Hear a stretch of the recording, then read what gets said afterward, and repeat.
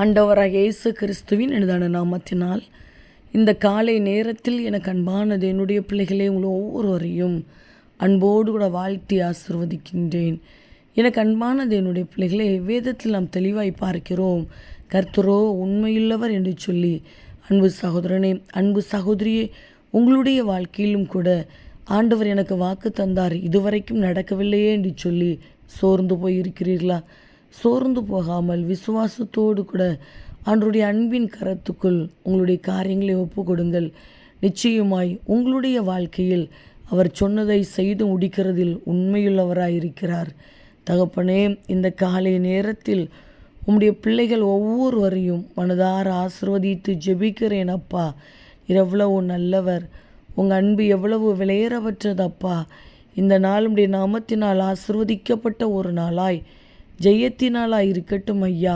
இந்த நாளுக்குரிய ஒவ்வொரு காரியத்திலும் உம்முடைய அன்பின் கரம் உம்முடைய பிள்ளைகளோடு கூட இருந்து தாங்கி நடத்தட்டும் அப்பா.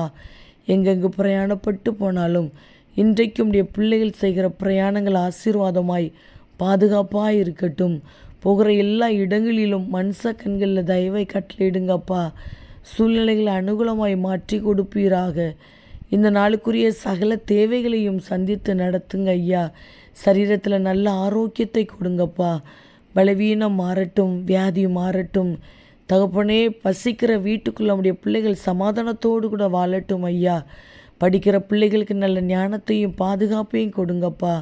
வேலை செய்கிற பிள்ளைகளை, தொழில் செய்கிற பிள்ளைகளை ஆசிர்வதிப்பீராக, பாதுகாத்து கொள்வீராக.